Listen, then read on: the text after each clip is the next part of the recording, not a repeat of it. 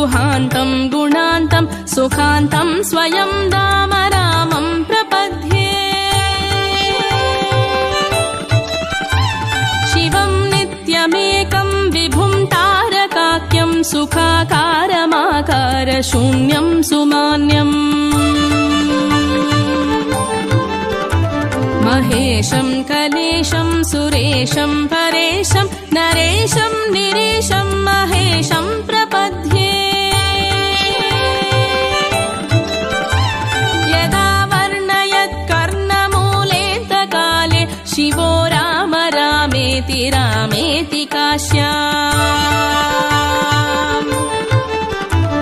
तदेकं परं तारक ब्रह्मरूपं भजेऽहं भजेऽहं भजेऽहं भजेऽहम्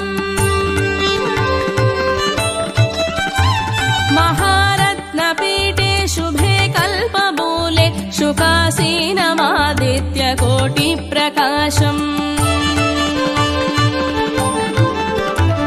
सदा जानकी लक्ष्मणोपेतमेकं सदा रामचन्द्रं भजेऽहं भजेऽहम् वणत्रत्नमञ्जीरपादारविन्दं लसन्मेखलाचारुपीताम्बराढ्यम्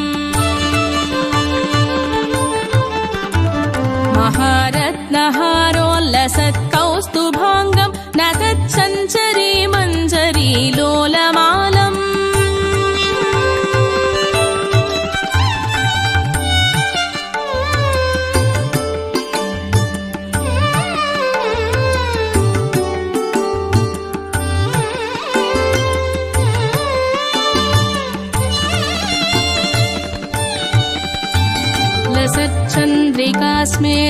लसच्चन्द्रिकास्मेरशोभादराभं समुद्धृत्पतङ्गेन्दुकोटिप्रकाशम्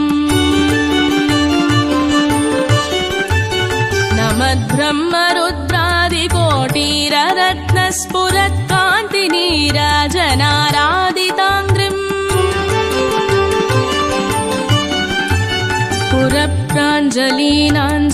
पुरप्राञ्जलीनाञ्जनेयादिभक्तान् स्वचिन्मुद्रया भद्रया बोधयन्तम् भजेऽहं भजेऽहं सदा रामचन्द्रं त्वदन्यं न मन्ये न मन्ये न मन्ये यदा मत्समीपं कृतान्तः समेत्य प्रचण्डप्रकोपैर्भटैर्भीषयेन्मा तदा विष्करोषि त्वदीयं स्वरूपं सदा पत्प्रणाशं सकोदण्डबाणम् निजे मानसे मन्दिरे सन्निधेहि प्रसीद प्रसीद प्रभो रामचन्द्र ससौमित्रिणा कैकेयीनन्दनेन स्वशक्त्यानुभक्त्या च संसेव्यमाना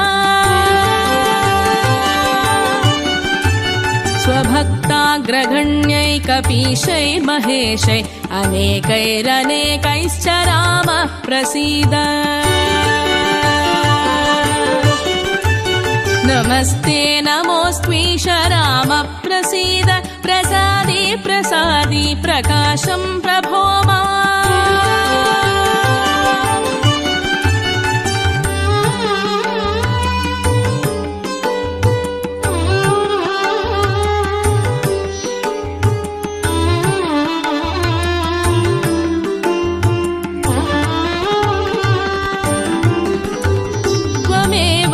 दैवं परं मे यदेकं सुचैतन्यमेतत्त्वदन्यं न मन्ये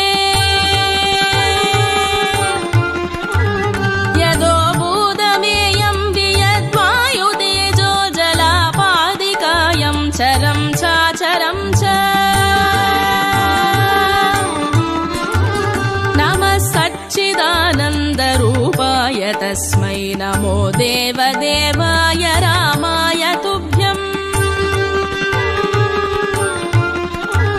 नमो जानकी जीवितेशाय तुभ्यं नमः पुण्डरीकाय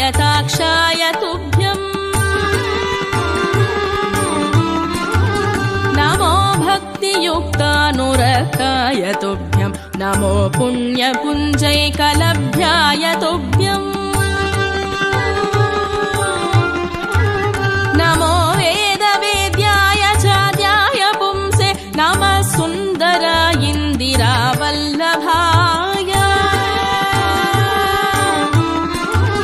नमो विश्वकर्त्रे नमो विश्वहर्त्रे नमो विश्वभोक्त्रे नमो विश्वमात्रे नमो विश्वनेत्रे नमो विश्वजेत्रे नमो विश्वपित्रे नमो विश्वमात्रे नमस्ते नमस्ते समस्त प्रपञ्च प्रभोग प्रयोग प्रमाण प्रवीण मदीयं मनस्त्वत्पदाद्वन्द्वसेवां विदातुं प्रवृत्तं सुचैतन्यसिद्ध्यै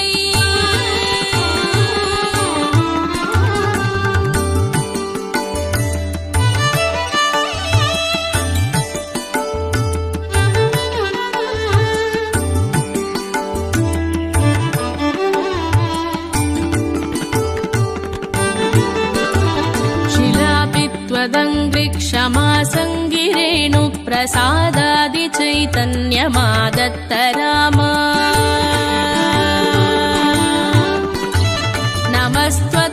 नमस्त्वत्पदद्वन्द्वसेवा विधानात् सुचैतन्यमेतीति किं चित्रमत्र पवित्रं चरित्रं विचित्रं त्वदीयं नराये स्मरन्त्यन्वहं रामचन्द्र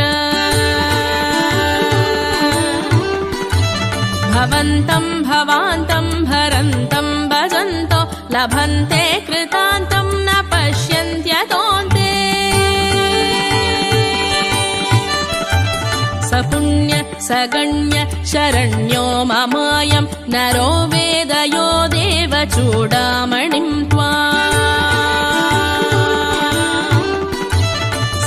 सदाकारमेकं चिदानन्दरूपं मनोवागगम्यं परं धाम राम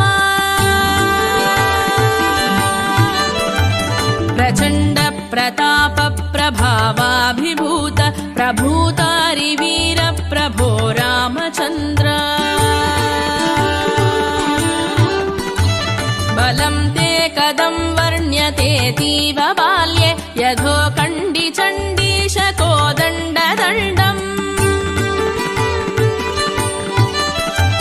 दशग्रीवमुग्रं सपुत्रं समित्रं सरिद्दुर्गमध्यस्तरक्षो गणेशम् भवन्तं विना रामवीरो नरो वा सुरो वा मरो वा जयेत्कस्त्रिलोक्या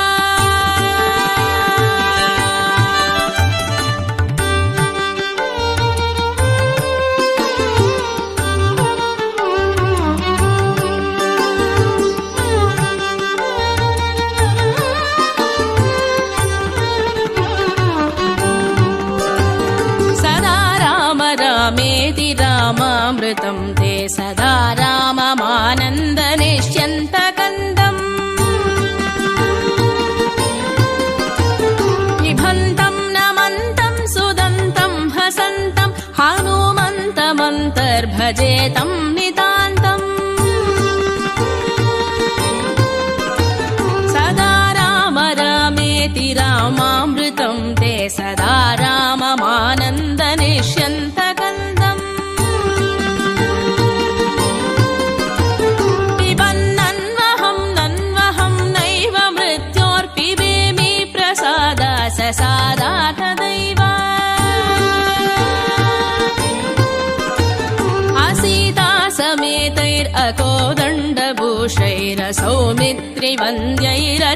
समेतैरकोदण्डभूषैरसौमित्रिवन्द्यैरचण्डप्रतापैः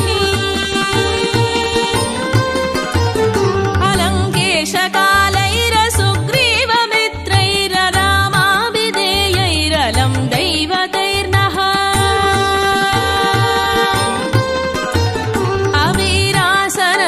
अवीरासनस्तैरचिन्मुद्रिक काड्यैरभक्ताञ्जनेयादितत्त्वप्रकाशैः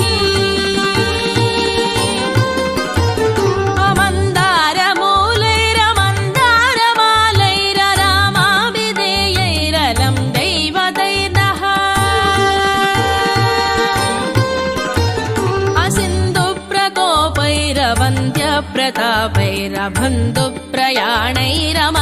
असिन्धुप्रकोपैरवन्द्यप्रतापैरबन्धुप्रयाणैरमन्दस्मितस्यैः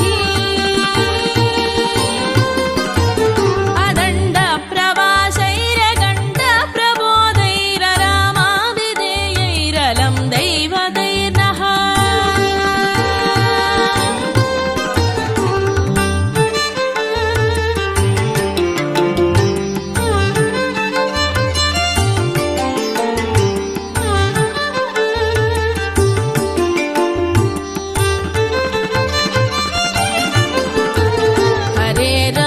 सीतापते रावणारे खरारे मुरारे सुरारे परेति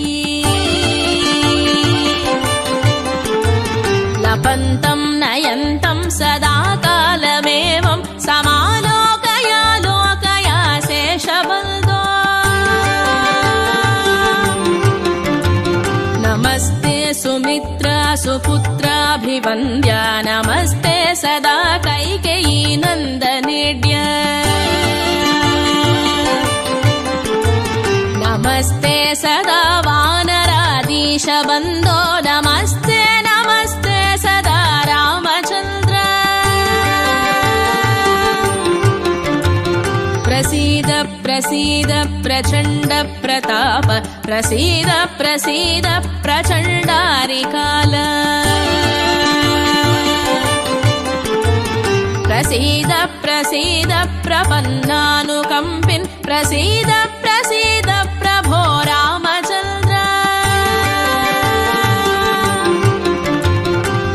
भुजङ्गप्रयातं परं वेदसारं मुदा रामचन्द्रस्य भक्त्या च नित्यम् हठन् सन्ततं चिन्तयन् स्वान्तरङ्गे स एवं स्वयं रामचन्द्रः सदन्यः भुजङ्गप्रयातं परं वेदसारं मुदा रामचन्द्रस्य भक्त्या च नित्यम् हठन् सन्ततं चिन्तयन् स्वान्तरङ्गे स एवं स्वयं रामचन्द्रः सदन्यः